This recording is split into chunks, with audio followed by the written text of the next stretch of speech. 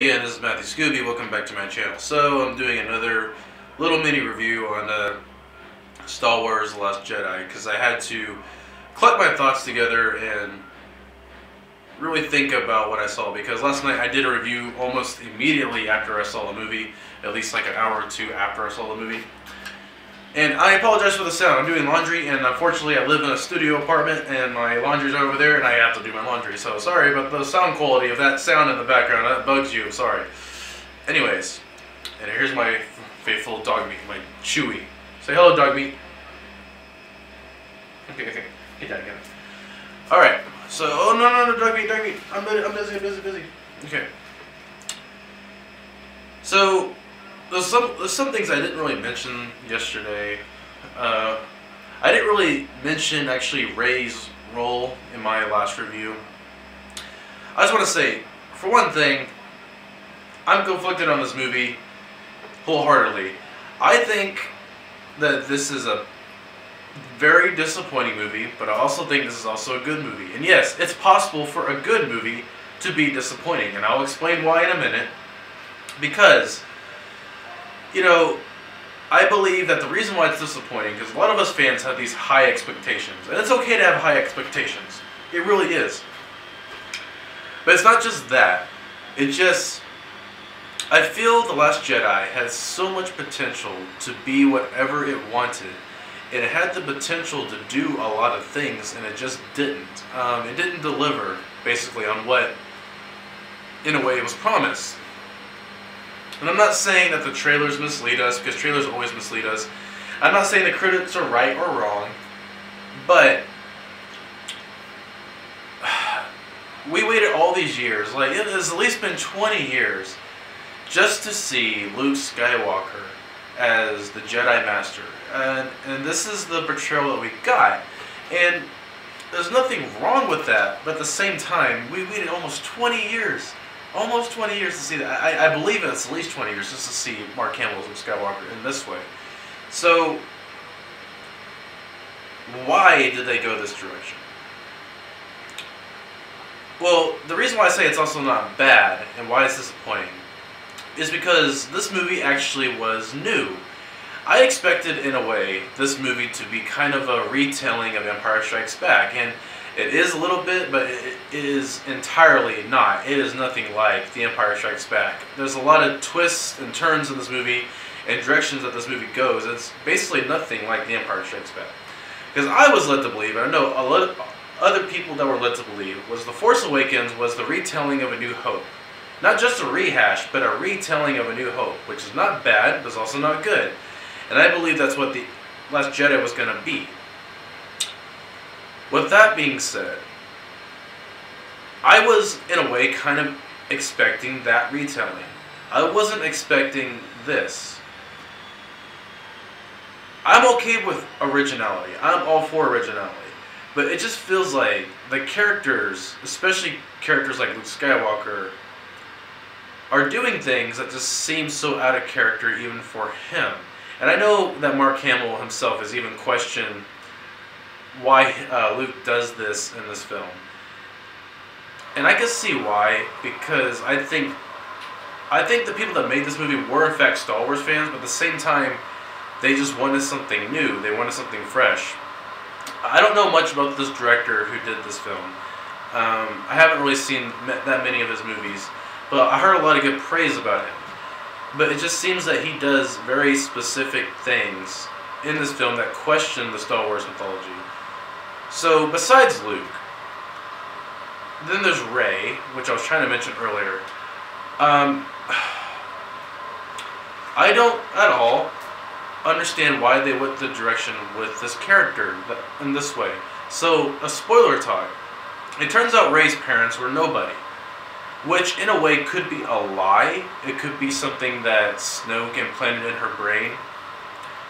Or the fact that no one really knows who her parents are, and her parents are actually maybe Jedi. But this movie basically just says that she's a nobody. She's just there. That she's not really part of the story. That she's just there. And there's nothing wrong with that. But what is wrong with it is the fact that the Star Wars, the past 7 movies have been about the Skywalker family. That's been a on-running theme. And that's what should have been kept going. Yes, I know. Ben Solo is a Skywalker. It doesn't bug me to the fact that Rey is not a Skywalker. It doesn't bug me to the fact that she's a nobody. What bugs me to the fact is that they lost so much potential for her to be somebody. She could have been an ancestor of Obi-Wan, a descendant of Palpatine, like something that connects the Star Wars story. I understand they want to do something different. They want to show that new characters can become fresh, that not everyone has to be related. I understand that, but they could have did that after they did the 9 film saga. They could have told the Skywalker story in these 9 films. And then start out with something fresh. Then start out with something new. And that's what bugs me, is that they wasted the potential on who Rey's parents are. And for the past couple years, or I'm not sure when last time I saw Force Awakens or when it was released, I forgot. But basically, we had all these theories, all these fan theories on who her parents actually is, and it was kind of just thrown out the window. In a way, it was kind of a finger to the face. So yeah, that does kind of bug me. I do like her as an actress. I do like Rey's character.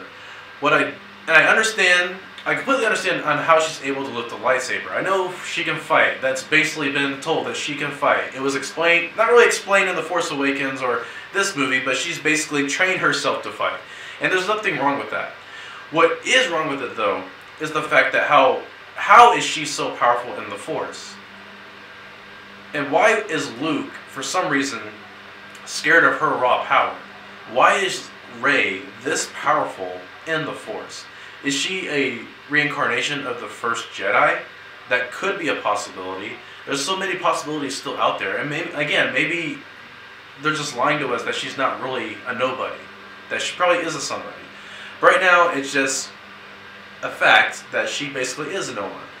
So, it doesn't bug me, but at the same time, it's a waste of potential, and that's why it's kind of disappointing. The whole Luke Skywalker and Rey thing, it was lost potential, and that's why it's disappointing. And then there's other things in this movie that bug me. There's a whole thing with Finn. Finn's entire arc in this movie. I like Finn as a character. I like the actor. I just don't like where his character went. And I think a lot of people are agreeing with that. I've already looked at some reviews of everyone saying, yeah, that bugged me. Why did he go to that casino? Why did that have to be a storyline? I think what they should have did, they should have just stuck Finn and Poe together throughout the entire movie of them going through this chase sequence with the First Order. That should have been Finn's arc.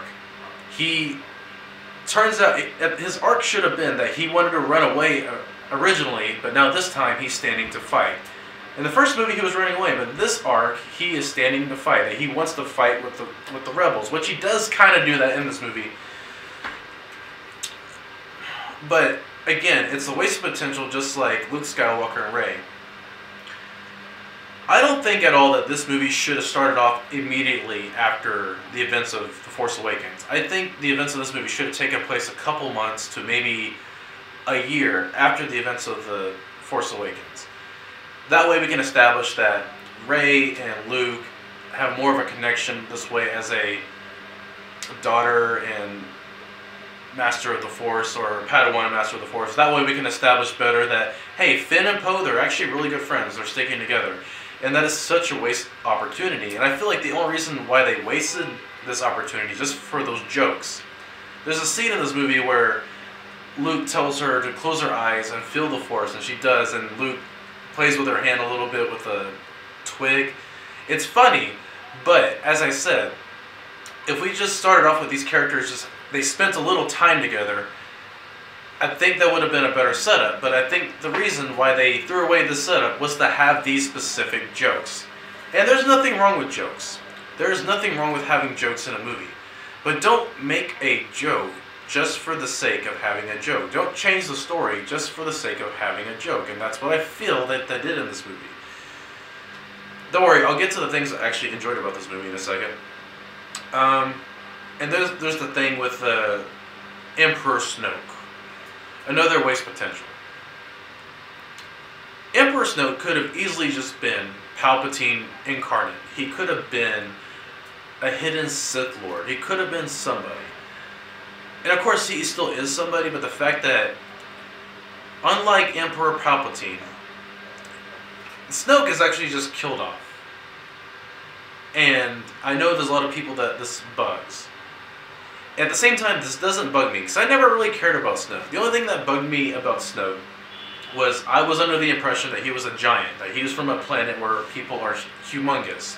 And that would have been a better character arc for me. That, oh, this character who's a Titan, who happens to be like 10 stories tall, also happens to know the Force. And it's a waste of potential. There's a lot of things in this movie that are a waste opportunity. That's why it's disappointing. But at the same time, it still is a good movie. It is entertaining. As a Star Wars film, you can still enjoy this movie. And I bet 20 years from now, 30 years from now, people will still watch this movie and actually enjoy it.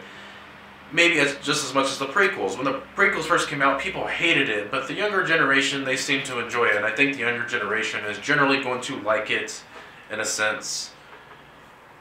But 20 years from now, people are not going to give a shit about these arguments or these nitpicks. But that's the problem, though, is that I feel that the creators of these Star Wars movies don't understand Star Wars in a weird way. Just like Marvel and DC, like not really, like making good movies, but also at the same time not understanding these characters. Superman is a perfect example. I've seen all the Superman movies, and I've never once seen an accurate portrayal of Superman. Christopher Reeve is a good Superman, but in all honesty, he's not an accurate portrayal of who I envision Superman to be. And I think a lot of people can agree with that. I have nothing against Christopher Reeve. I think he's a great actor, and I think he does a great Superman. But just like in this case, it's like they took Luke Skywalker and they wanted to change him so much to the point to where they kind of contradicted his entire character, his entire being. But I guess in a way that was the point of all of it. So now, let me get to what I actually enjoyed about this movie. I did enjoy the fight sequences. They were great, for the most part. There's a giant chase sequence that people actually don't like. It involves the two spaceships chasing each other throughout half the movie, and they say it's the slowest race ever. That doesn't really bug me as much, because if you think about it, they're in space, they're both in ships. They're actually moving pretty fast. It's just they can't really go to light speed at that moment, because if they go to light speed, they'll get caught. So the entire sequences, it didn't bug me. It didn't bug me whatsoever. And then there's the scene with Kylo Ren and Rey fighting side by side. I guess those red hooded ornament nutcracker looking guys, that's the best way I can explain them, because I really don't know who they are as Star Wars characters. You know, I do like Star Wars, but I'm not like a 100% like huge fan of Star Wars. Like, I don't know every detail about the old canon. I just know bits and pieces and some things. So that's pretty much it. Oh, and I think this film is actually filmed really well. As far as cinematography goes, there's some great shots in here. There's a good mix of practical effects and CGI that go well together, and I think that's good cinema. And that's it. That's all I really enjoyed. I did enjoy the chase sequences. I did enjoy the fight sequences. I did enjoy how the movie was filmed. I just didn't enjoy the overall storytelling of the movie. And there's nothing wrong with that. You can still enjoy a movie and just not agree with where they're taking these characters. I will say one last thing, though, is basically this movie sets up for a whole world of possibilities. Because this movie is a game changer to the Star Wars universe. Because it's no longer about the Skywalkers. It was about the Skywalkers, but this movie is going to retell the story of the Force. It's going to retell the story of the Rebels.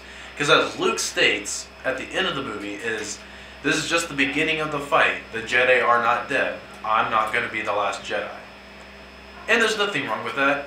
The only reason why it bugs me is because the entire theme of this film was the Jedi are dead, let the rebels die, let this all just come to an end. And suddenly, Luke just like, oh yeah, it's not over, it's far from over. And there wasn't really much of a setup to that. I did like the chill that it gives me whenever Luke says that line, that it's not over, I'm not the last Jedi. I like that setup. But at the same time, it's annoying, because that's what I wanted out of Luke the entire movie. I just wanted him to be that Luke. I wanted him to be the Luke that didn't give up. The only reason why he isolated himself and got into hiding, because he was ashamed for having his nephew, Ben Solo, turn to the dark side. That is something I would have accepted. But I cannot accept the choices Luke makes in this film. And that's it. I like Mark Hamill as an actor. I like Luke Skywalker as a character. I just didn't like the overall arc of how they went with this character. I wish they retold the story a little differently.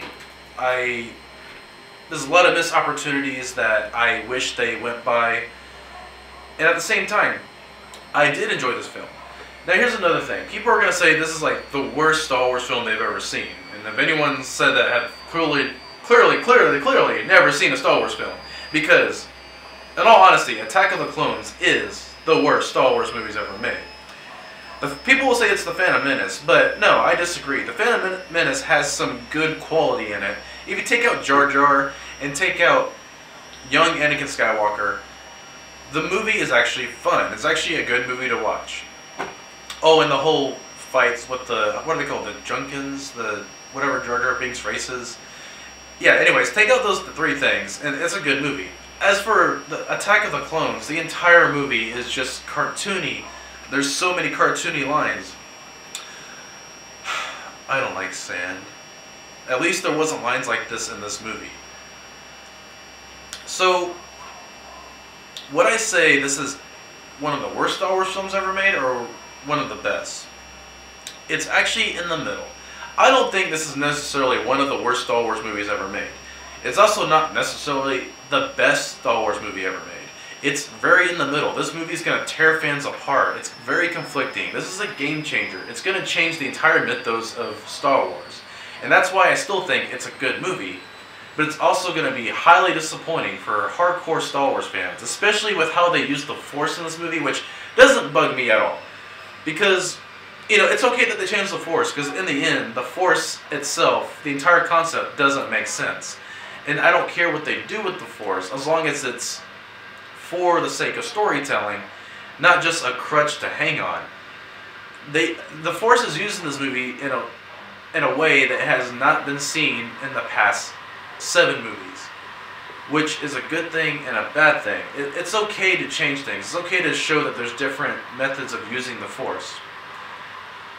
And I want to go back on Rey for a second, because, again, it doesn't matter if she was trained to fight or doesn't know how to fight, because she clearly can fight. That's not the issue. It's not the fact that she can beat a well-trained ex-Jedi / Sith Lord like Kylo. That's not the issue. The issue is why is Rey so powerful in the Force as compared to other Jedi? Which leads me to believe that maybe Rey is the reincarnation of the first Jedi. Or maybe she's just simply a nobody. But if she turns out to be just a nobody, that might kill a lot of concepts in the Star Wars universe that they've already clearly killed. So, again, one last time. It's not the worst Star Wars film ever made. But it's also not the best. It's in the middle. It's going to divide fans up. People are going to either like this movie or hate it. But it's nowhere near as bad as Attack of the Clones or Phantom Menace. But at the same time, it's nowhere near as good as Empire Strikes Back. That's just my opinion. People can agree or disagree. We need to be civilized. It's okay to have your own opinion. But I'm staying with my opinion because that's what I took from this movie. So I don't care.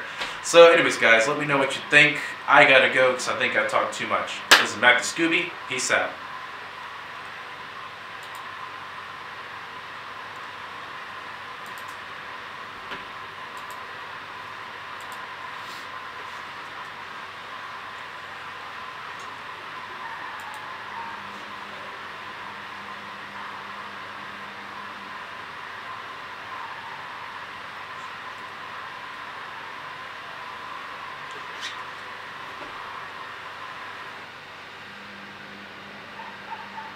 for a second.